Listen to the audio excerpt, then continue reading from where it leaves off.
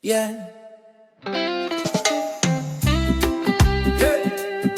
Kung tinamaan ka, aray mo na. Ay, aray mo. Oh, oh, oh, yeah, oh.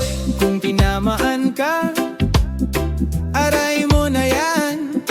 Kung ikaw ay tinamaan sa sinabi ko, baka may katotohanan ang tinutukoy ko. Hindi ko sinasadya na ikaw ay tamaan, pero kung totoo ikaw ang nasaktan sa bawat salitang aking binibitawan. Hindi paninira kundi katotohanan. Kung hindi ka guilty, bakit ka galit?